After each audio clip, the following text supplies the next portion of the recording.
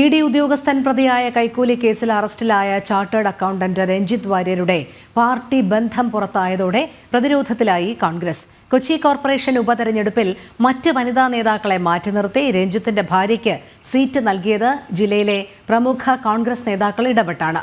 അറസ്റ്റിനു പിന്നാലെ പാർട്ടിക്കുള്ളിലും ചർച്ചയാവുകയാണ് രഞ്ജിത്തിന്റെ കോൺഗ്രസ് ബന്ധം. രേഷ്മ ബാബു ചേരുന്നു. രേഷ്മ, കൂടുതൽ വിവരങ്ങൾ.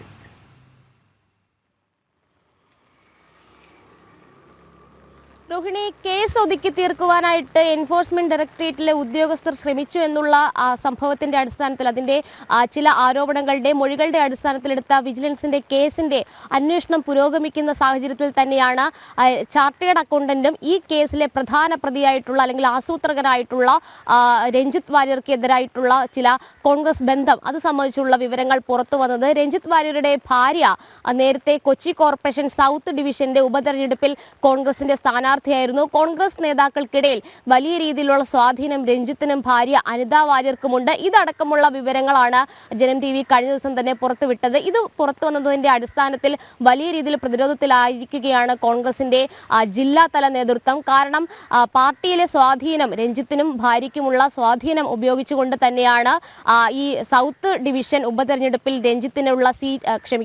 ഭാര്യയ്ക്കുള്ള സീറ്റ് രഞ്ജിത്ത് നേടിയെടുത്തത്. അതുകൂടാതെ തന്നെ ഹൈബിയുടെ MP ചെയർമാനായിട്ടുള്ള സൗഖ്യം ചാരിറ്റബിൾ ട്രസ്റ്റിന്റെ ട്രസ്റ്റിയുമായിരുന്നു ഇവർ. അതുകൊണ്ട് തന്നെ ഈ ആരോപണങ്ങൾ നിഷേധിച്ചുകൊണ്ടുള്ള ചില നടപടികളിലേക്ക് കോൺഗ്രസ് നേതൃത്വം വരാനായിട്ട് തയ്യാറായില്ല. കാരണം ഈ ഇഡിക്കെതിരായിട്ടുള്ള ഈ കേസ്, വിജിലൻസിന്റെ കേസിൽ വലിയ രീതിയിലുള്ള ഒരു ആഘോഷം കോൺഗ്രസിന്റെ അതോടൊപ്പം തന്നെ CPMന്റെ നേതൃത്വത്തിൽ, പ്രവർത്തകരുടെ നേതൃത്വത്തിൽ ഒക്കെ തന്നെ നടന്നിരുന്നു. കാരണം ഇഡിക്കെതിരായിട്ടുള്ള ഒരു ആയുധമായിട്ട് തന്നെ ഈ കേസ് ഉപയോഗിക്കുന്ന ഒരു സാഹചര്യവും സന്ദർഭവും ഉണ്ടായി.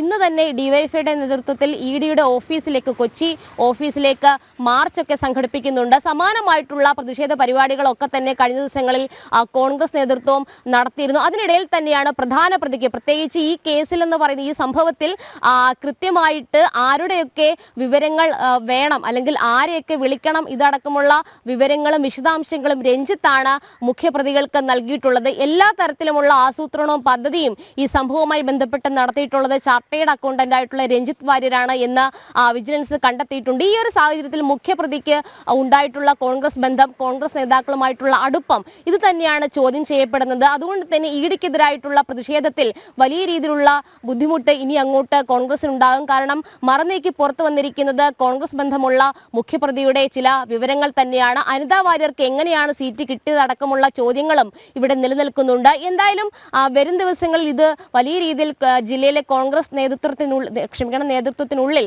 ചർച്ചയാകും. ഇതടക്കമുള്ള കാര്യങ്ങൾ ഉന്നയിച്ച് ചില ഗ്രൂപ്പുകളൊക്കെ തന്നെ രംഗത്ത് വരാനും സാധ്യതയുണ്ട്. CPM ആണെങ്കിൽ ഈ ഇഡി നേരത്തെ കരുവന്നൂർ അടക്കമുള്ള സംഭവങ്ങളിൽ വലിയ രീതിയിൽ CPMന്റെ ജില്ലാ പ്രാദേശിക തല നേതാക്കളെ ചോദ്യം ചെയ്തിരുന്നു. അതുകൊണ്ട് തന്നെ ഇഡിക്കെതിരായിട്ടുള്ള ഈ വിജിലൻസ് കേസിനെ വലിയ ആഘോഷമാക്കി CPM നേതൃത്വം മാറ്റിയിരുന്നു. എന്തായാലും നിലവിൽ ഈ ഇഡിക്കെതിരെ നേരിട്ടുള്ള തെളിവുകളൊന്നും തന്നെ ഇഡി ഉദ്യോഗസ്ഥർക്കെതിരെ ശേഖരിക്കാനായിട്ട് വിജിലൻസിന് ഇതുവരെ സാധിച്ചിട്ടില്ല. അനീഷ് ബാബുവിന്റെ മൊഴിയുടെയും അതോടൊപ്പം തന്നെ ഈ മുകേഷും വിൽസൺ, രഞ്ജിത്ത് ഇവരടക്കമുള്ള മുഖ്യപ്രതികളുടെയും അവർ നൽകിയ വിശദാംശങ്ങളുടെ അടിസ്ഥാനത്തിലാണ് ഇഡി ഉദ്യോഗസ്ഥൻ ആയിട്ടുള്ള അല്ലെങ്കിൽ ഇഡിയുടെ അസിസ്റ്റന്റ് ഡയറക്ടർ ആയിട്ടുള്ള ശേഖർ കുമാറിനെ പ്രതി ചേർത്തുകൊണ്ടുള്ള നടപടിയിലേക്ക് വിജിലൻസ് കടന്നത്. പക്ഷേ നേരിട്ട് ഈ ബന്ധമോ അല്ലെങ്കിൽ ഈ കുറ്റം ചെയ്തു എന്ന് തെളിയിക്കുവാൻ തക്ക രീതിയിലുള്ള രേഖകളോ അതിന്റെ വിശദാംശങ്ങളോ ഒന്നും തന്നെ വിജിലൻസിന് ഇതുവരെ ലഭിച്ചിട്ടില്ല. അതുകൂടാതെ തന്നെയാണ് അനീഷ് ബാബുവിന്റെ മൊഴികളിലുള്ള ചില വൈരുദ്ധ്യങ്ങൾ. അതായത് ആദ്യഘട്ടത്തിൽ രാധാകൃഷ്ണനെതിരെ ആരോപണം ഉന്നയിക്കുന്നു, അത് പിന്നീട്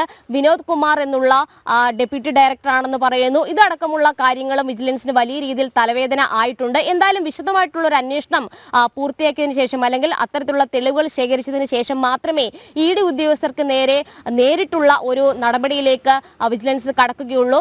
വിജിലൻസിന്റെ ഈ ആരോപണങ്ങളും ആക്ഷേപങ്ങളും ഒക്കെ തന്നെ ഈ കേസ് തന്നെ അപ്പാടെ ഇഡി നിഷേധിച്ചിട്ടുണ്ട്. കാരണം ഈ കള്ളപ്പണ ഇടപാടുമായി ബന്ധപ്പെട്ടുള്ള കേസിലെ മുഖ്യപ്രതിയാണ് അനീഷ് ബാബു. അതുകൊണ്ട് അനീഷ് ബാബു നൽകുന്ന വിവരങ്ങളൊക്കെ തന്നെ തെറ്റാണ് എന്നുള്ളൊരു കാര്യങ്ങൾ തന്നെയാണ് ഇഡി കഴിഞ്ഞ ദിവസം വിശദീകരണ കുറിപ്പ് ഇറക്കിയത്. അതോടൊപ്പം തന്നെ ഇഡി ഉദ്യോഗസ്ഥരുടെ ഭാഗത്തു നിന്നും ഏതെങ്കിലും ഘട്ടത്തിൽ രഞ്ജിത്തിനെയോ വിൽസനെയോ മുകേഷിനെയോ സഹായിക്കുന്ന സമീപനം ഉണ്ടായിട്ടുണ്ടോ, ഈ കേസുകൾ സംബന്ധിച്ചുള്ള ഡീറ്റെയിൽസ് എങ്ങനെ പുറത്തുപോയി, ഇതടക്കമുള്ള കാര്യങ്ങൾ പരിശോധിക്കുന്നതിന് വേണ്ടിയിട്ട് ഇഡിയുടെ ആഭ്യന്തര തലത്തിൽ ഒരു അന്വേഷണവും പുരോഗമിക്കുകയാണ്. രോഹിണി. ശരി, രേഷ്മ ബാബുവാണ് വിവരങ്ങൾ നൽകിയത്.